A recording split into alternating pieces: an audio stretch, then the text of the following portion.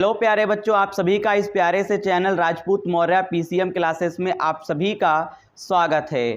तो आप सब कैसे हैं? हम आशा करेंगे कि आप सब ठीक होंगे।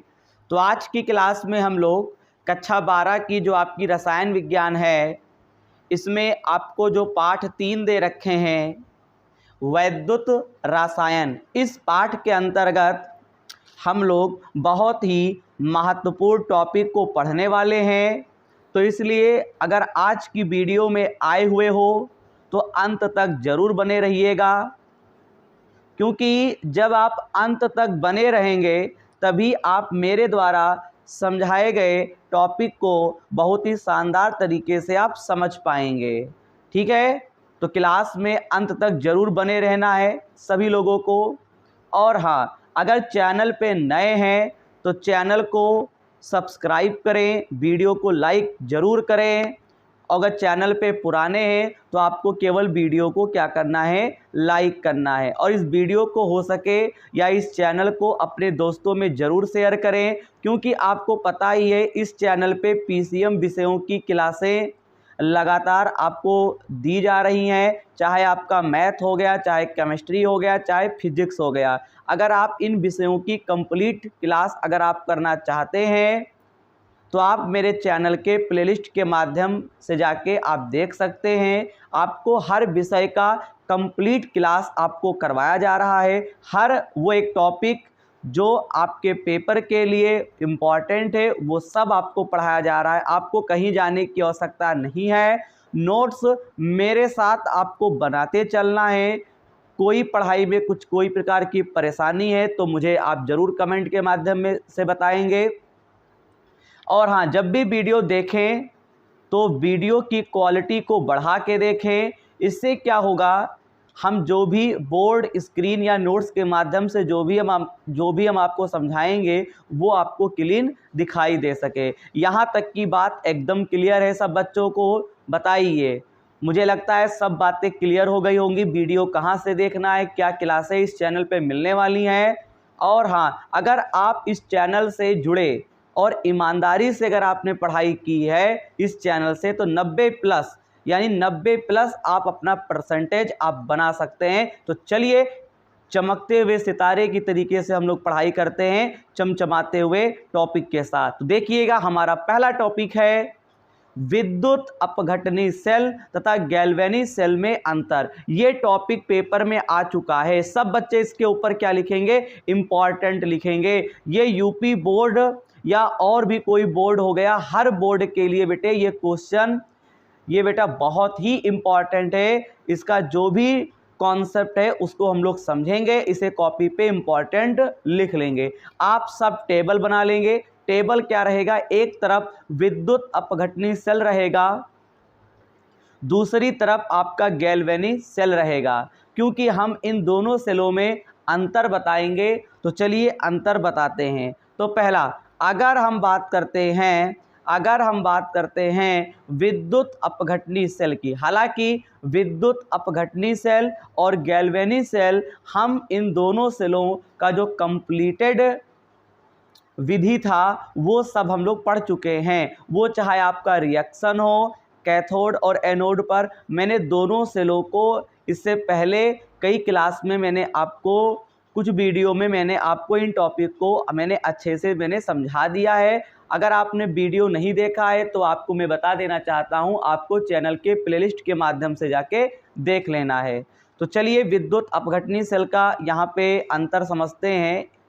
पहला अंतर आपको लिखना है, यह विद्युत ऊर्जा को रासायनिक ऊर्जा में बदलता है। बताइए भाई साहब, बेटे ये क्या कह रहा है? बेटा और बेटी ध्यान देगा, यहाँ पे क्या कहता है, यह विद्युत ऊर्जा को क्या करता है, रासायनिक ऊर्जा में क्या करता है, बदलता है। यहाँ तक कि एकदम बात क्लियर है। विद्युत अपघटनी सेल जो होता है इसमें एक हम लोग बीकर लेते हैं, इसके अंदर क्या होता है, 2 इलेक्ट्रोड हम लोग डालते हैं और इसमें बैटरी या सेल के द्वारा हम बाहर से इसमें इलेक्ट्रिसिटी को प्रवाहित करते हैं। तो बताइए, सभी बात क्लियर हो गया कि तभी स्पष्ट हुआ यह विद्युत ऊर्जा को क्या करता है, रासायनिक ऊर्जा में बदलता है। चलिए आगे बढ़ते हैं। अगर हम बात करते हैं गैल्वेनी सेल की, ठीक इसका अपोजिट है।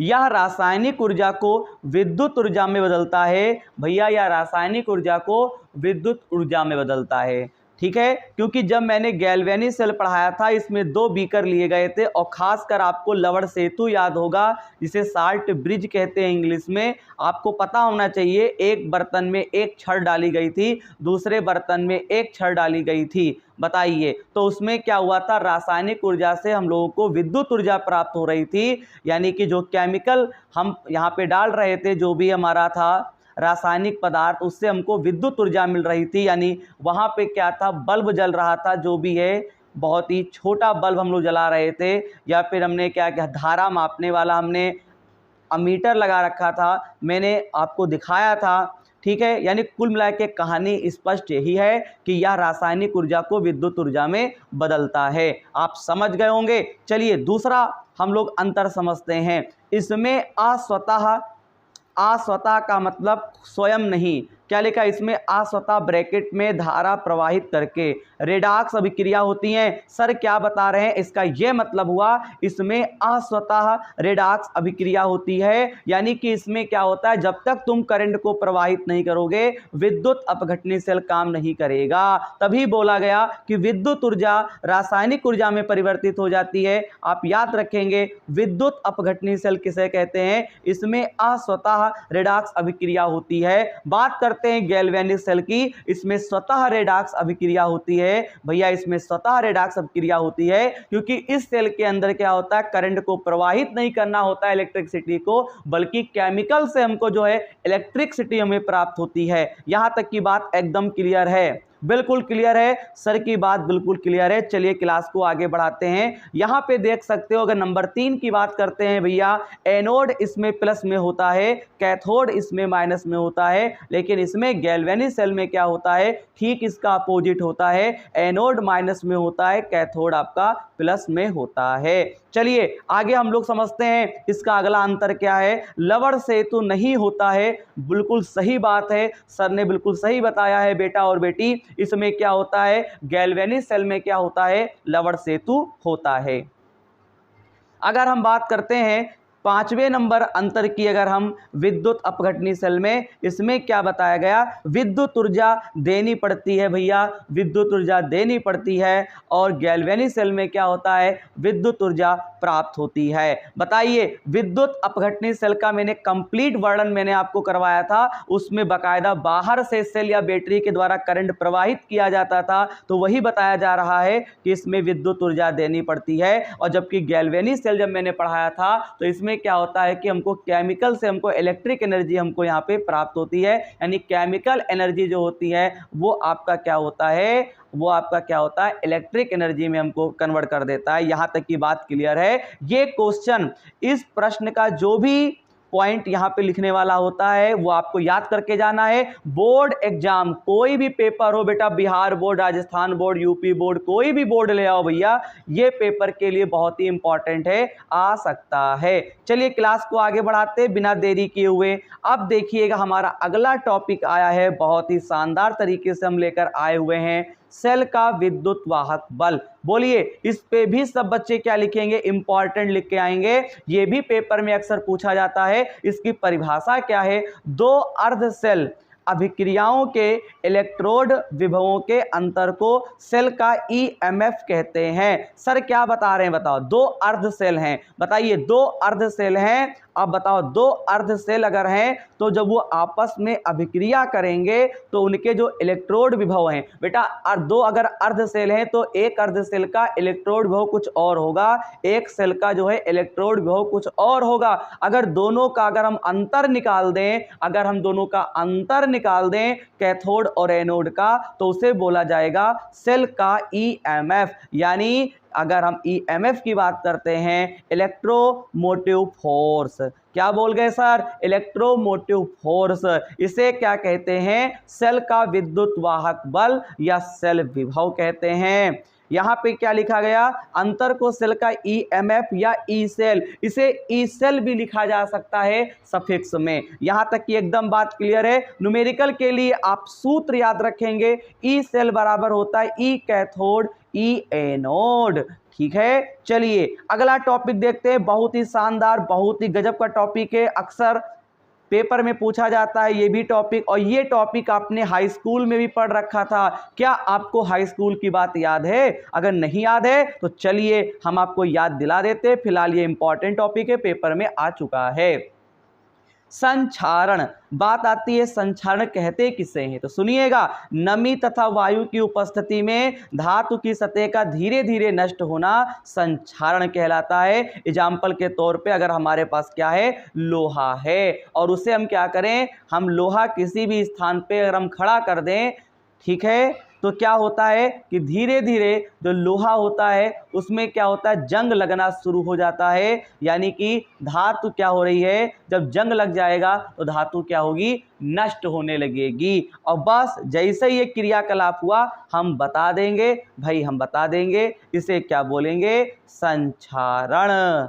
ठीक है, नमी तथा वायु की उपस्थिति में किसी धातु की सतह का धीरे धीरे नष्ट होना संक्षारण कहलाता है। अब बात आती है संक्षारण की बहुत सारी विधियां हैं, यहाँ पे देख लीजिएगा, यानी कैसे हम और किस में आपका जंग लग सकता है। अगर हम बात करें नॉर्मल तरीके से, मैंने लोहे पर बताया, और भी हमारे पास है, जैसे लोहे पर जंग लगना, ये भी संक्षारण कहलाता है। चांदी का बदरंग हो जाना, भैया चांदी का रंग कैसा होता है, व्हाइट कलर का होता है, व्हाइट कलर का होता है। अगर चांदी बहुत दिनों की अगर रखी हो जाएगी, ठीक है, याद रखिएगा, कभी कभी आपकी मम्मी जो पायल पहनती हैं पैरों में, उसे क्या करती है, जैसे माना आज पहन लिया, कल पहन लिया, और मान लो उसे 1 महीने के लिए अगर आप उसे कहीं पे रख देंगे तो ऑटोमेटिक उसका जो रंग हो जाएगा वो बदरंग हो जाएगा, यानी काला रंग पड़ जाएगा। याद रखिएगा, चांदी का बदरंग हो जाना ये भी एक संक्षारण का ही क्रियाकलाप है, यानी कि काला हो जाता है। याद रखिएगा, चांदी का रंग कैसा होता है भाई, काला होता है। आगे देखिए,